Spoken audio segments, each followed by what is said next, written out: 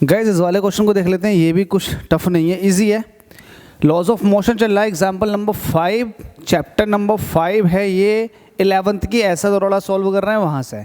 अगर किसी को डाउट रहता है तो भाई कमेंट बॉक्स में कमेंट कर दो, वरना डिस्क्रिप्शन के अंदर लिंक दे रखा है इंस्टा, टेलीग्राम और फेसबुक का, कहीं पर भी जा कर के आप मुझे मैसेज कर सकते हैं और टेलीग्राम को फॉलो कर लें, क्योंकि वहाँ पर काफ़ी सारे बच्चे जुड़ चुके हैं। आप भी अपनी क्वेरीज, आप भी अपने डाउट डिस्कस कर सकते हैं उनके साथ मिल करके। चलिए इस वाले क्वेश्चन को देख लेते हैं। क्वेश्चन सॉल्व करना शुरू कर देते हैं डायरेक्ट। क्वेश्चन पढ़ते जाएंगे और उसको सॉल्व करते जाएंगे। जरा ध्यान से सुनिएगा। अ बस स्टार्ट्स फ्रॉम रेस्ट, एक बस है रुकी हुई है, अब उन्होंने चलना शुरू कर दिया। Rest accelerating uniformly with 4 metre per second square, उसने एक यूनिफॉर्म एक्सिलरेशन लिया और चलना शुरू कर दिया। तो यूनिफॉर्म एक्सिलरेशन करता है क्या, उसकी पर सेकंड लगातार वेलोसिटी को इंक्रीज करेगा, ये तो हम सबको पता है। यहाँ तक बात समझ में आ गई। अब at 10 is equal to 10 second, 10 second बाद, देखो ध्यान रखना, 10 सेकेंड बाद a stone is dropped out of a window of the bus, bus की विंडो के अंदर से एक पत्थर को नीचे छोड़ा गया। अब आपसे क्या कह रहा, जब पत्थर को नीचे छोड़ा गया तब, और कहाँ से छोड़ा गया, 2 मीटर ऊंचाई से, बस के अंदर ही 2 मीटर ऊंची विंडो थी, वहाँ से पत्थर को छोड़ा गया नीचे। आगे क्या कह रहा, व्हाट आर द, पहला part, magnitude of the velocity, आपको मैग्नीट्यूड बताना है वेलोसिटी का, किसकी वेलोसिटी, स्टोन की।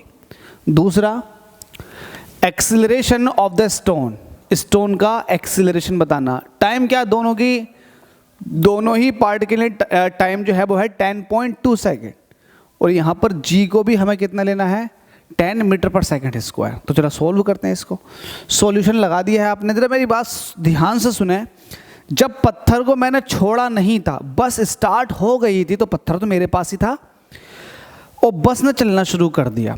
तो उस सूरत हाल में बस जो चल रही है वो पत्थर को लेकर चल रही है, ध्यान देना। तो इसका मतलब जो बस की वेलोसिटी होगी वो पत्थर की भी वेलोसिटी होगी। तो ये हॉरिजॉन्टल डायरेक्शन में चल रही है, तो इट मीन्स हॉरिजॉन्टल कंपोनेंट आ चुका है वेलोसिटी का। बस जब हॉरिजॉन्टल डायरेक्शन में चल रही है तो जो स्टोन है, पत्थर है, उसकी भी अपनी एक हॉरिजॉन्टल वेलोसिटी होगी। तो लेट अस सपोज कि बस यहाँ पहुँच गई 10 सेकेंड में। अब हुआ क्या, हुआ ये, अब इसके अंदर से पत्थर को ड्रॉप किया गया। जब पत्थर को ड्रॉप किया जा रहा था बस तो तब भी आगे को जा रही थी। तो भाई ये कह रहे हैं कि 10.2 सेकेंड बाद आपको एक्सीलरेशन भी बताना है पत्थर का, और पत्थर की जो मैग्नीट्यूड है वेलोसिटी का वो भी बताना। तो आपको वेलोसिटी भी बतानी है। तो एक बात जरा ध्यान से देखो, जब पत्थर को गिराया तो पत्थर की अपनी एक वर्टिकल वेलोसिटी कहलाएगी, और पत्थर के पास एक हॉरिजॉन्टल वेलोसिटी भी थी पहले से ही। तो इसका मतलब मुझे नेट वेलोसिटी निकालनी पड़ेगी पत्थर की, बिल्कुल निकालनी पड़ेगी। तो जरा बात कर ले पहले हॉरिजॉन्टल वेलोसिटी के लिए। For horizontal component of velocity of stone. अभी शुरुआत की बात कर रहे हैं, शुरुआत की बात कर रहे हैं। तो शुरुआत में बस के अंदर ही स्टोन है, तो दोनों की सेम होगी। तो मैं इसकी फाइनल वेलोसिटी की बात कर रहा हूँ, क्योंकि बस ने जो स्टार्ट किया है वो 0 से स्टार्ट किया है चलना, मतलब रेस्ट से, और बस को 10 सेकेंड लगे हैं, ठीक है। 10 सेकेंड के बाद उसके अंदर से पत्थर को ड्रॉप करेंगे। तो पहला तो उसकी ये अपनी वेलोसिटी हॉरिजॉन्टल में जो एक्वायर करेगा पत्थर, वो 10 सेकेंड तक करेगा, ठीक है। तो यू आपके पास है, वी आपको चाहिए कि 10 सेकेंड के बाद पत्थर के पास कितनी हॉरिजॉन्टल वेलोसिटी होगी, तो वो वी होगा, ठीक है। तो यहाँ पर ए आपको दे रखा है uniform acceleration, that is 4 metre per second square, ठीक है भाई। लगा दो, वी एक्स हॉरिजॉन्टल की बात चल रही है, तो ये वी एक्स को, इसको ये हो जाएगा यू प्लस ए टी, और ये सब का सब हॉरिजॉन्टल में ही है। यू कितना था, 0 था, क्योंकि रेस्ट से मोशन होनी शुरू हुई है पत्थर और बस दोनों की एक साथ ही, क्योंकि बस के अंदर ही पत्थर है। ए कितना है आपके पास, 4, और टी कितना आपके पास, 10। तो इस सूरत हाल में वी एक्स की जो वैल्यू आ जाएगी, ये तो 0 हो जाएगा, 4 के 10 से मल्टीप्लाई करेंगे, ये हो जाएगा 40। तो 40 मीटर पर सेकेंड ये आपके पास वी एक्स आ चुका है।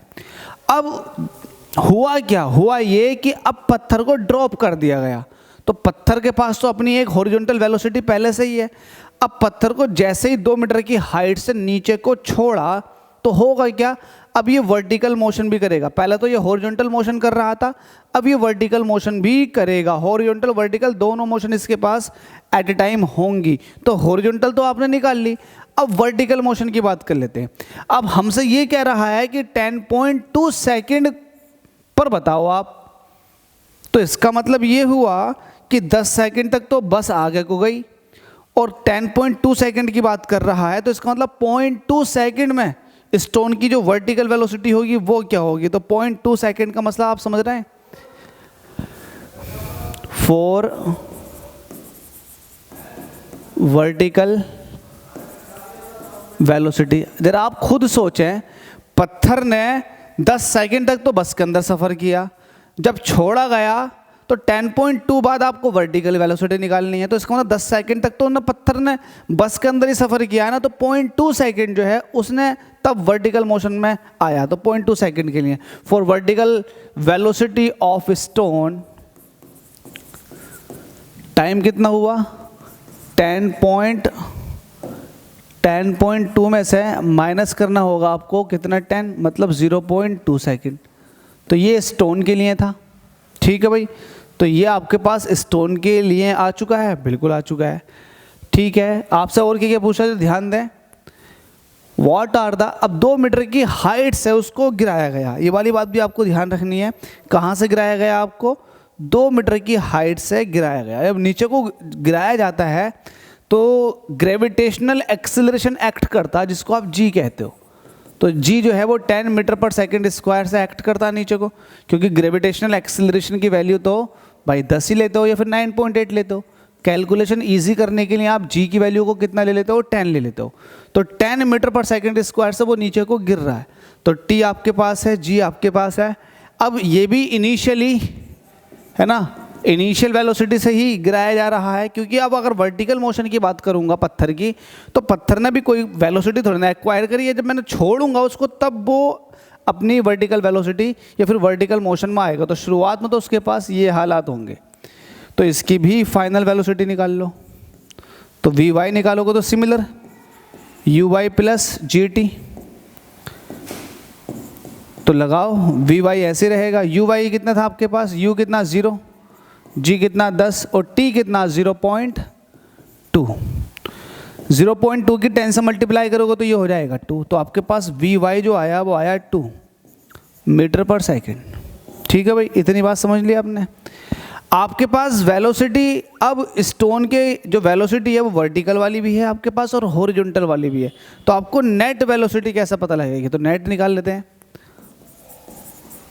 नेट वेलोसिटी ऑफ स्टोन, आपको पता है हॉरिजॉन्टल में आपके पास है, हॉरिजॉन्टल में आपके पास Vx है, वर्टिकल में आपके पास Vy है।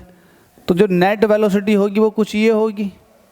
इसको और तमीज़ के साथ बनाते हैं, कुछ और अच्छा बनाते हैं, कुछ इस तरह से होगी।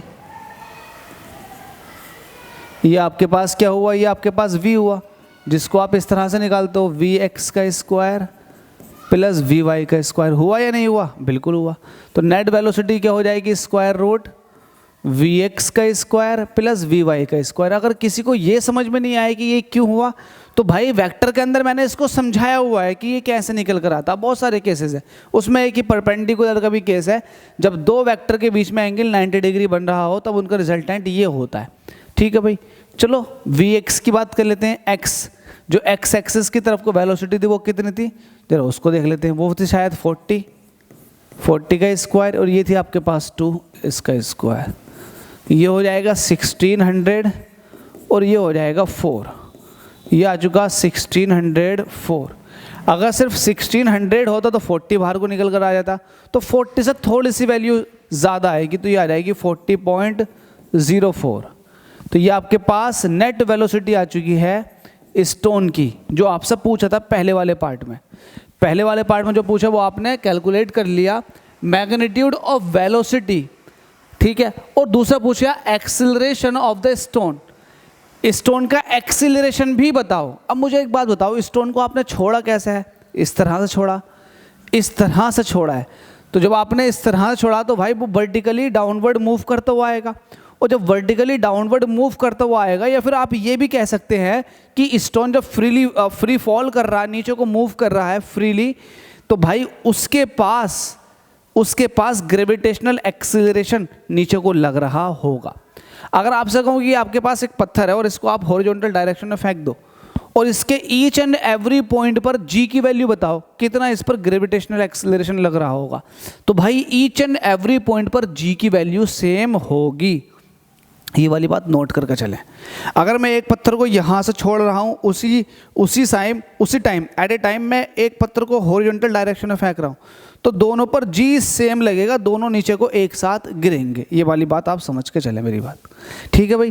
तो जी जो लग रहा होगा अब भी नीचे को 10 मीटर पर सेकेंड स्क्वायर से लग रहा होगा। इट मीन्स जो एक्सिलरेशन जो होगा सेकेंड वाले पार्ट में, है ना, एक्सिलरेशन of the stone